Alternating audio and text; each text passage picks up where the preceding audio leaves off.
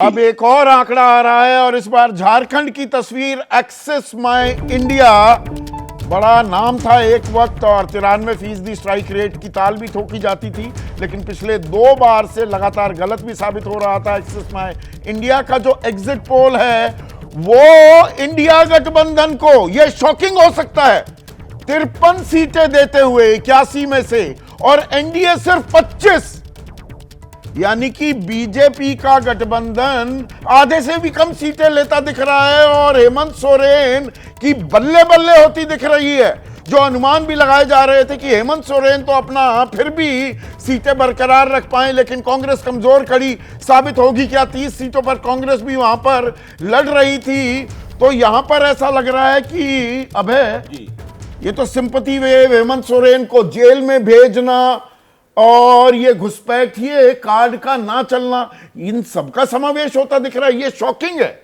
देखिए exit 53 India गठबंधन, 25 NDA गठबंधन। देखिए एग्जिट पोल के आंकड़े पे तो मैं कोई टिप्पणी नहीं करूंगा, क्योंकि उसकी अविश्वसनीयता काफी विश्वसनीयता की बजाय अविश्वसनीयता स्थापित हो गई है।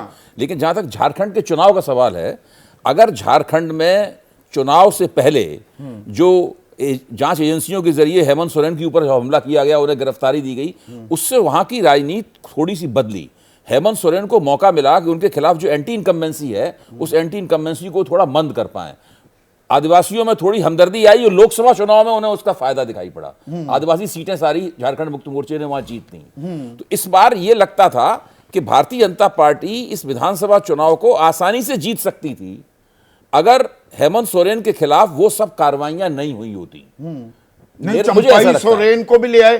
काम तो सारा कागज पर, और नैरेटिव और गणित दोनों का अगर समीकरण देखें तो एनडीए की काफी मजबूत स्थिति दिख रही थी झारखंड में। तो देखिए चंपाई सोरेन को ले आए और सीता सोरेन को ले आए, उसके बाद में मधु कोड़ा की पत्नी को ले आए, तो ये सारे के सारे लोगों को ले तो आए, लेकिन इन सब में कोई हेमंत सोरेन जैसा प्रभावशाली आदिवासी चेहरा नहीं था इनके अंदर।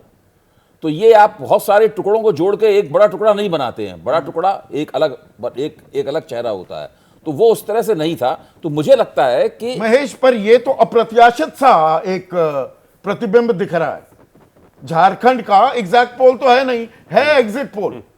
नहीं, देखिए संदीप भाई, मैंने शुरू में जैसे आपसे कहा कि आकलन और अनुमान के आधार पर जो चीज़ें बताई जाती है, कही जाती है, उसको लेकर हम अभी चर्चा कर रहे हैं। झारखंड में एक चीज़, अभी मैं हाल में कुछ दिन पहले मैं सर्वे वहाँ का पढ़ रहा था, वहाँ 65% लोगों का मत है कि भ्रष्टाचार जो है वो यहाँ से जा नहीं रहा, या वो मधु कोड़ा के रूप में हो। बेशक उस समय एक व्यक्ति थे, कांग्रेस और जेएमएम के ही लोगों के समर्थन से वो सिंगल होने के बावजूद मुख्यमंत्री बने, उनके ऊपर आरोप लगे, उनको सजा भी हुई।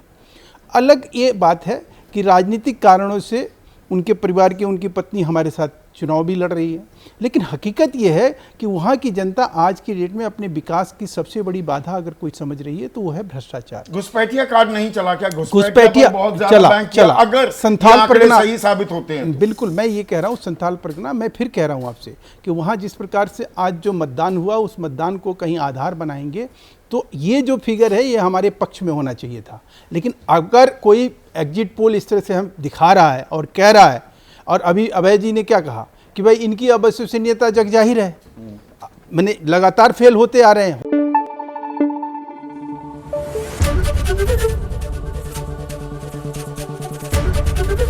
एबीपी न्यूज आपको रखे आगे।